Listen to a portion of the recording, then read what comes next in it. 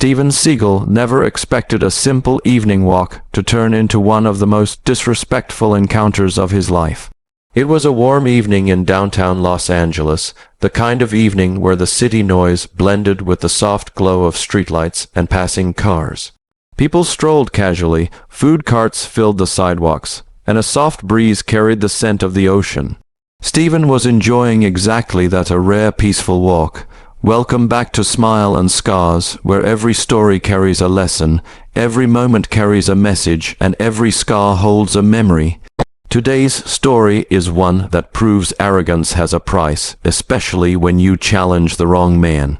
Steven wore his usual black jacket, calm expression, and that quiet presence that made people turn their heads without even knowing why. Even in silence, his aura spoke louder than words. But not everyone on that street cared to understand who he was, or what he was capable of. A police cruiser rolled up beside the sidewalk. Loud music thumped from inside. Two officers sat inside, Officer Grant behind the wheel, and Officer Lewis in the passenger seat. They were known around the precinct for being unnecessarily aggressive with citizens, abusing their authority, and stirring trouble wherever they could get away with it. Tonight they were bored, and bored cops with attitudes are a dangerous mix. Lewis spotted Steven walking and nudged Grant. "Hey, look at that guy," he said with a smirk, "walking like he owns the street. Who does he think he is?" Grant laughed. "Probably some washed-up dude acting tough." They didn't know Steven Seagal. They didn't know the decades of martial arts mastery behind him. They didn't know the discipline, the training, the respect he commanded. They saw only a quiet man walking alone, and for bullies, that was enough of an invitation.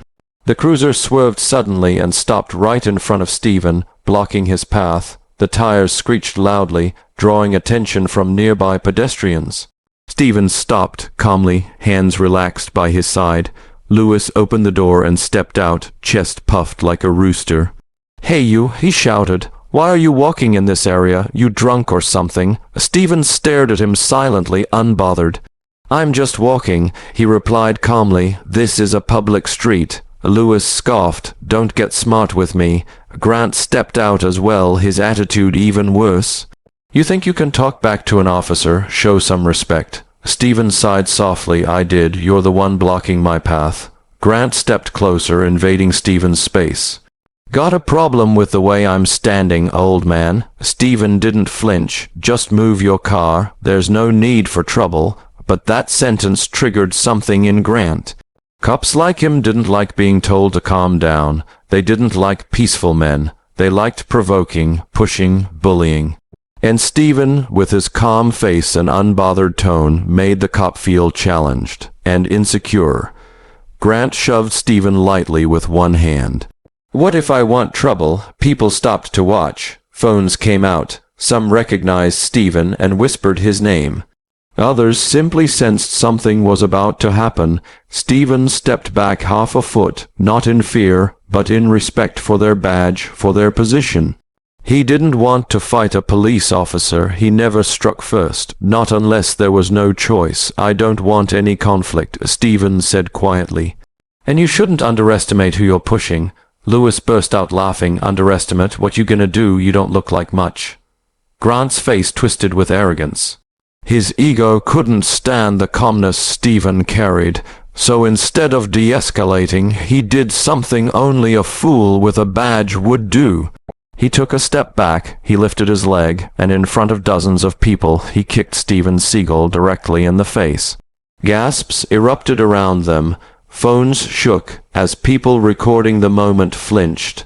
The impact echoed across the street. Lewis laughed, believing the fight was over before it even started. But Steven didn't fall. He didn't stumble. He didn't even blink the way they expected, because the moment Grant's foot made contact, Steven caught it. His right hand raised with lightning speed. His palm gripped the officer's ankle with the precision of a master. Grant froze, shock spreading across his face. He tried to pull his leg back, but Steven's grip was as solid as steel. The entire crowd erupted into whispers. "Is he crazy? He kicked Steven Seagal. Oh, he messed up. This is going to be bad." Grant's heartbeat skyrocketed. Sweat formed instantly on his forehead. His eyes widened when he realized he wasn't fighting an ordinary man. Lewis stepped forward nervously, let go of him. Steven didn't even look at him. His eyes stayed locked on Grant. "You kicked me," Steven said, his voice low, calm, and filled with a chilling authority. "Now take responsibility for your actions." Grant swallowed hard. His arrogance cracked, his confidence shattered, his entire face flushed with embarrassment as he struggled helplessly on one foot. Steven twisted Grant's captured leg gently, but firmly enough to send a sharp jolt of pain up his spine. Grant screamed, "Ah, stop, let go." Steven lowered his hand slowly, letting the officer's leg down but keeping him balanced only by Steven's control. The cop nearly fell backward. "You're lucky," Steven murmured. "Lucky I still respect the uniform you're wearing." He finally released him. Grant stumbled back, holding onto the police cruiser, his leg shaking violently, fear replacing all the arrogance he had a second ago. But Lewis wasn't done being stupid. He grabbed his baton and swung at Steven. The crowd shouted in panic. Steven moved like wind. He dodged the first strike. He avoided the second. On the third swing, Steven caught the baton midair, twisted it from Lewis's hand, and tossed it behind him without even looking. Lewis stared at his empty hand in shock. Grant watched with humiliation burning through him. Steven said quietly, "This didn't have to happen, but you made it happen." The tension grew heavier. People watched with wide eyes, even passing cars slowed down. Grant's pride was destroyed, his leg hurt, and his authority evaporated in front of an entire street. And yet, the moment that would change everything, the moment that would define Part 2, was still to come. Because Grant wasn't finished, and this time he would do something far worse. Something that would force Steven Seagal to show a side of himself no one on that street had ever seen. The street was silent. The moment Steven Seagal caught the cop's leg in midair, time itself seemed to freeze. People held their breath. Cars passing by slowed down. Even the arrogant officer who had been overflowing with ego seconds earlier felt something cold crawl down his spine. Because Steven wasn't squeezing, he was simply holding the officer's leg, perfectly still, perfectly controlled. And that was somehow 10 times more terrifying. The officer's confidence cracked. Put my leg down," he stammered, suddenly realizing the seriousness of his mistake. Steven lifted his eyes slowly, calmly, like a man who had no need to prove anything. "You kicked the wrong man," Steven said, voice low enough that only the officer and the 3 civilians closest could hear, yet powerful enough to silence the entire sidewalk. The officer gulped. My bad, okay," he muttered, trying to pull away. Steven didn't move his hand. The leg remained trapped. "You want me to let go," Steven said, "but first learn why you shouldn't strike before thinking." Before the officer could respond, Steven shifted his grip, not tightening, just redirecting. A small twist. Barely visible, nothing flashy, and suddenly crack, not bone, not injury. Just a perfect joint lock that sent the officer collapsing to the ground on one knee, gasping as pain shot through his thigh and lower back. He wasn't harmed, but he was defeated, completely and undeniably. Okay, stop," the officer cried. Steven released him immediately, letting him fall backward onto the pavement. The officer clutched his leg, panting, shocked. "You're lucky," Steven said, standing calmly above him. "If you tried that kick on someone else, someone scared or weak, you could have seriously hurt them." A crowd had gathered now. Phones were out. People whispered loudly, "Bro, that cop tried to kick Steven Seagal. He kicked first. Steven didn't even hit him back. That technique, I've never seen anything like it." The officer's partner approached, conflicted, torn between protocol and the truth he had just witnessed. "Sir, you attacked him first," he told the fallen cop quietly. "No, I didn't. He. The arrogant officer pointed weakly at Steven. "He aggravated me." Steven raised an eyebrow. "By standing still?" he asked. The partner couldn't hide a sigh. "Daniels, you're on body cam." Instant silence. The arrogance drained from the officer's face like someone pulled the plug out of his confidence. His hand trembled as he realized what that meant. Everything was recorded, the kick, the aggression. The humiliation, the loss. He said, staring at Seagal, "You're gonna pay for this." Steven just looked at him with that calm, unshakable stare. "No, officer," he replied. "You're going to pay for your own choices, but not to me."